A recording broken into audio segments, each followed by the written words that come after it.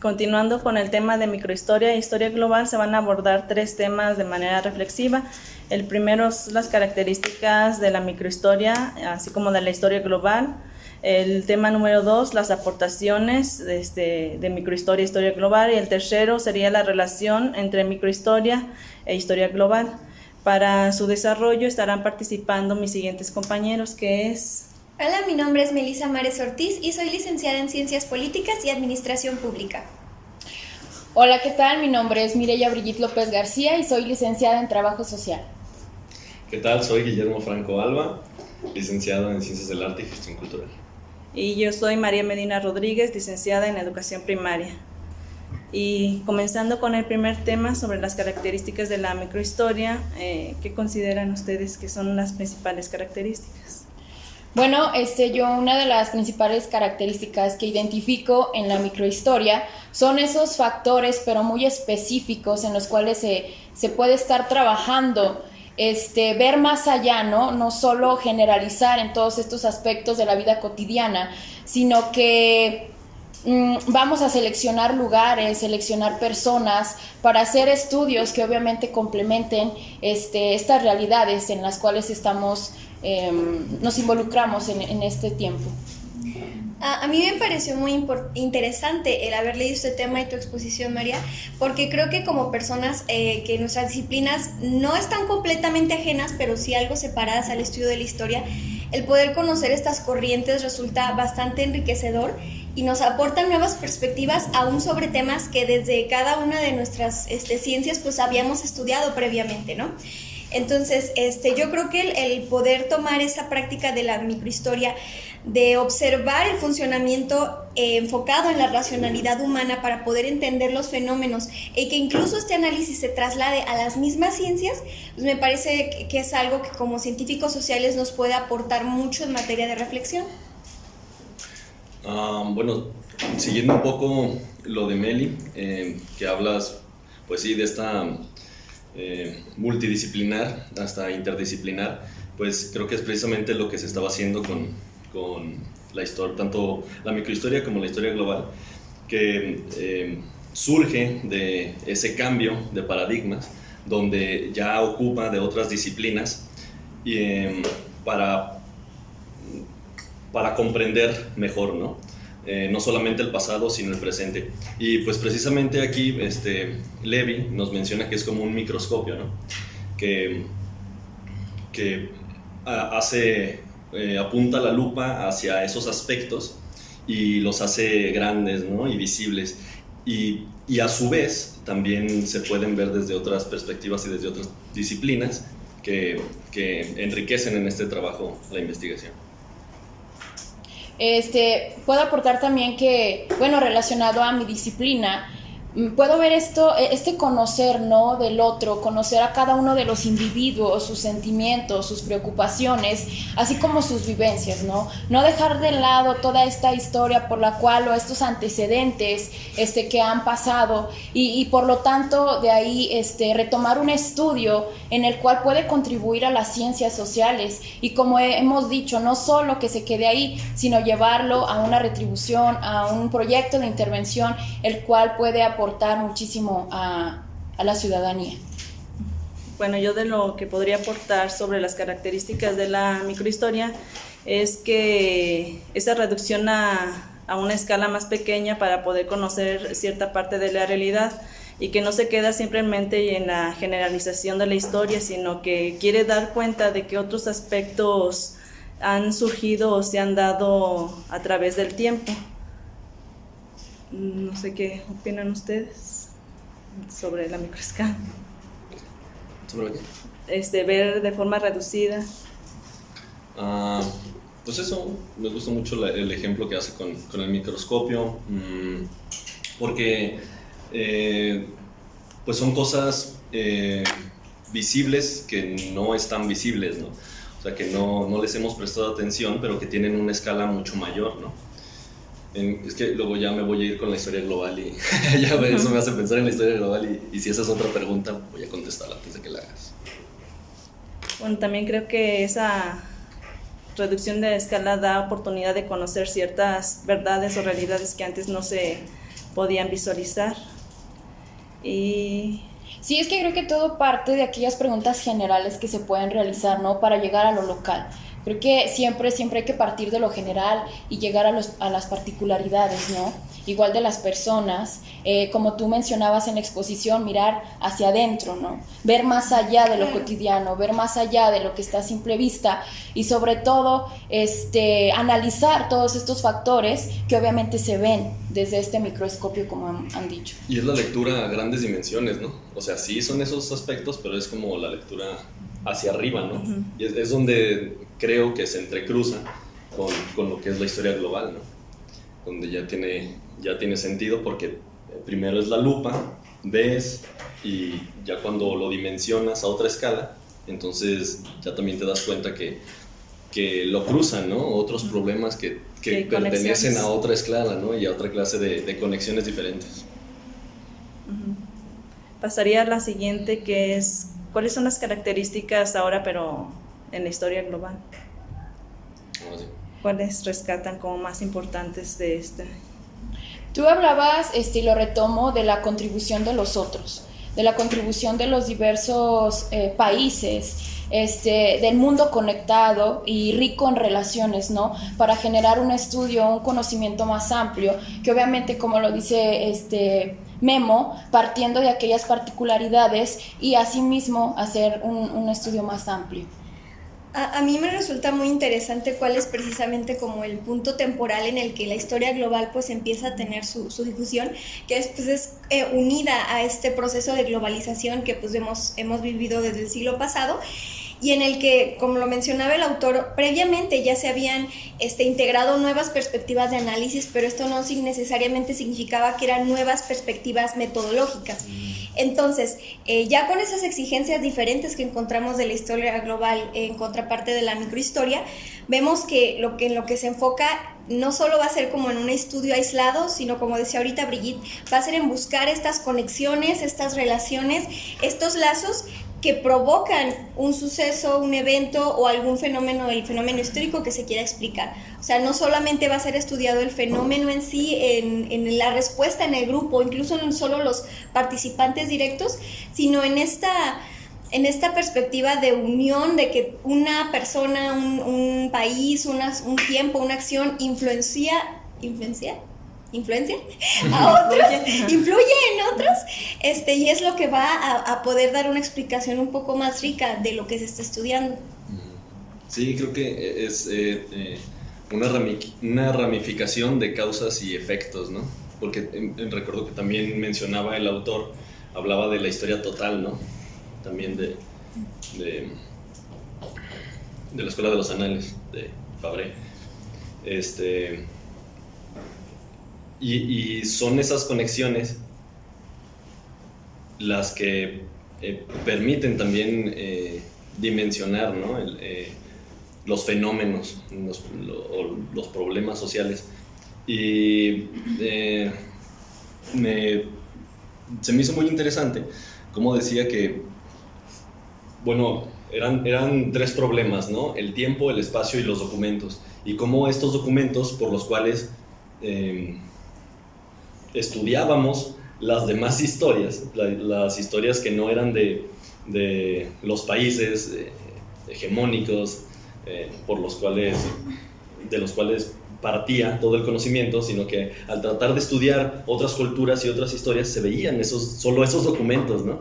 Entonces la necesidad de buscar documentos locales, ¿no? O sea, esa historia global implicaba buscar documentos en esos países donde se creía que no había documentos o que no podía dar esa clase de conocimientos, y de ahí parte, ¿no? Es como parte de su esencia, ¿no? Creo que ya, sálvenme. Sí, pues eso se me fue la conclusión.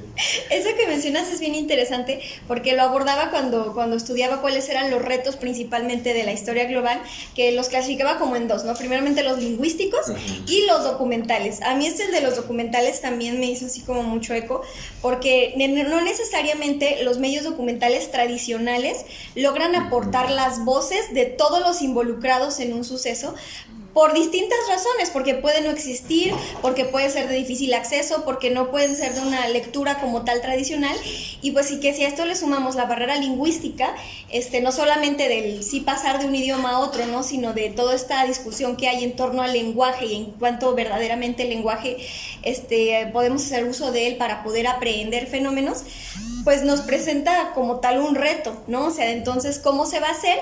Pero que a mi parecer sí es una nueva apertura también al incluir muchas otras fuentes y tipos de fuentes que hasta ahora no habían sido tomadas en cuenta y que sin duda pues tienen una aportación bastante significativa para comprender.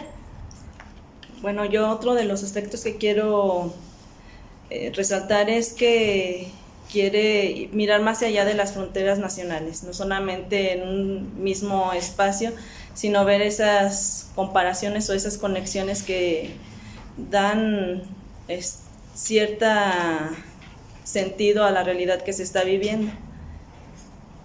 Y en este caso también pues dice que no se reduce solamente o no quiere eliminar lo local ni lo nacional, sino que es una parte de poder complementarlo. Y bueno, pasaría a la siguiente. ¿Cuáles serían sus aportaciones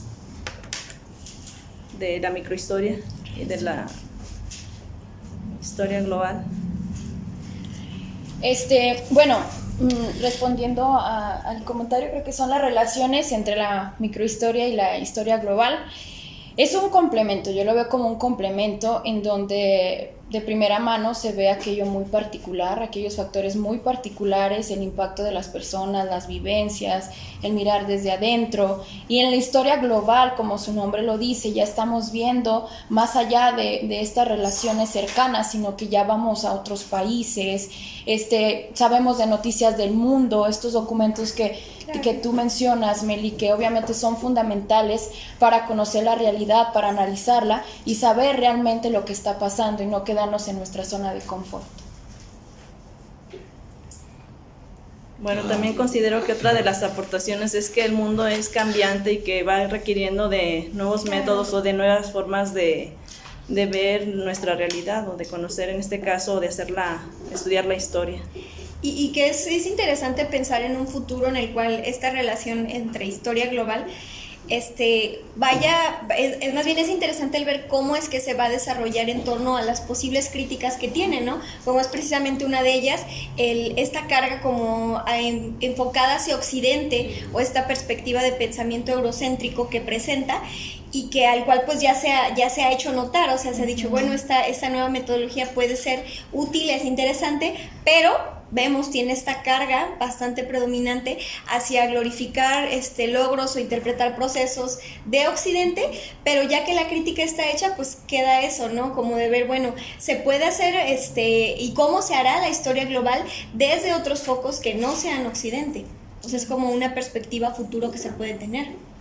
Y esa crítica que surge acerca de lo occidental está padre porque precisamente busca eso, ¿no? La unión de estas dos disciplinas, pero teniendo cuidado precisamente de la perspectiva imperialista, ¿no? Claro.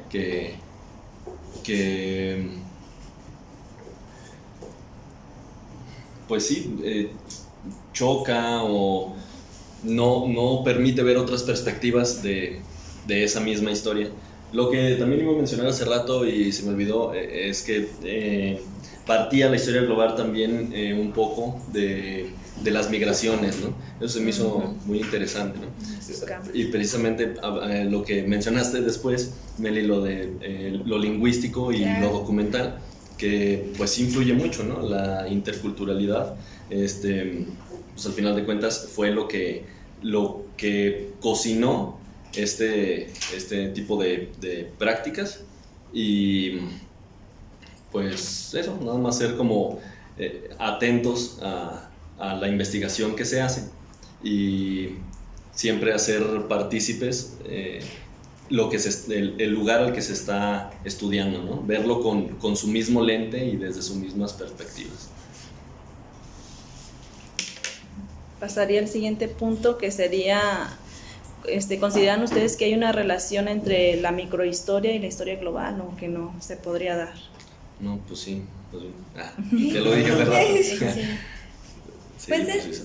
Y claro, ¿no? O sea, que estamos viendo esto, o sea, como ya no una separación de elegir o una cosa u otra, sino un creciente acercamiento en el cual pues estas historias que se pueden abordar desde ambas perspectivas se suman y producen algo un poco más detallado y más complejo.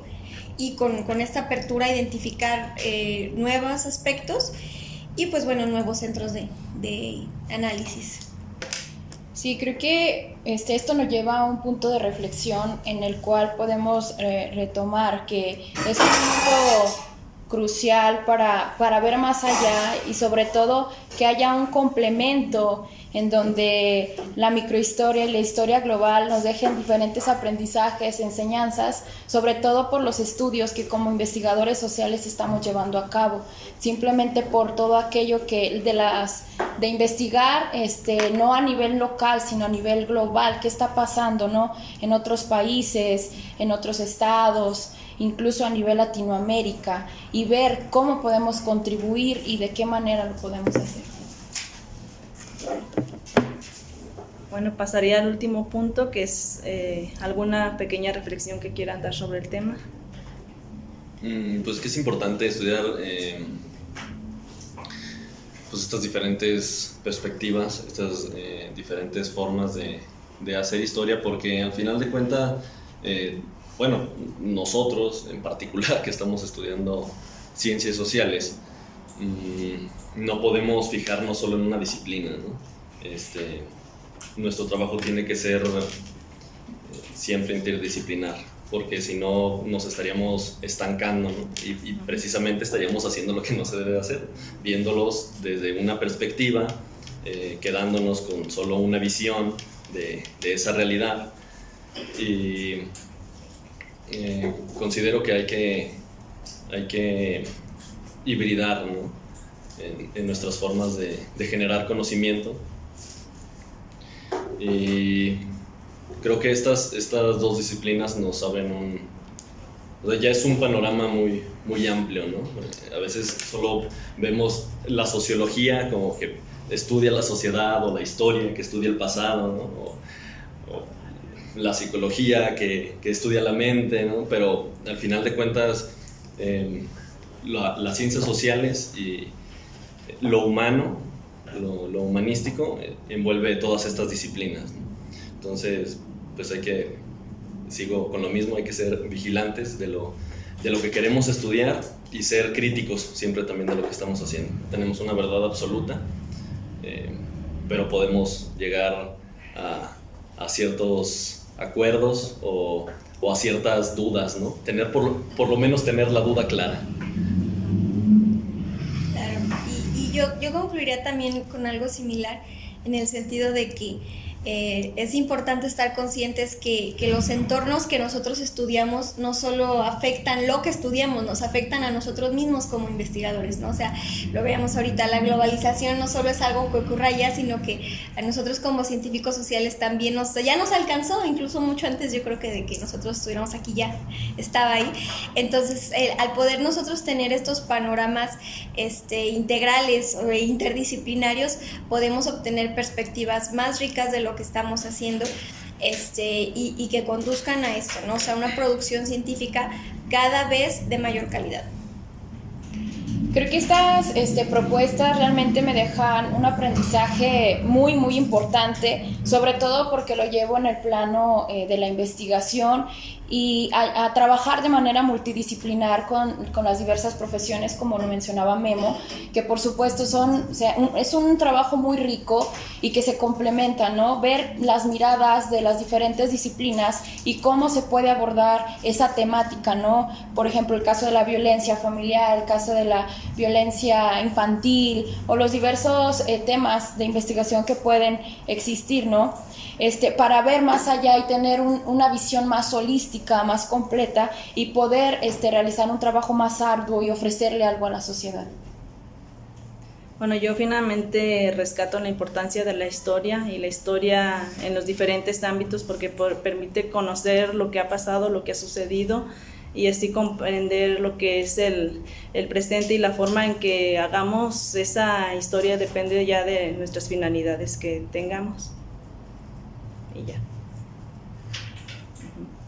Y una foto. Ay. Gracias. Gracias. Amén. Ay. Hermano.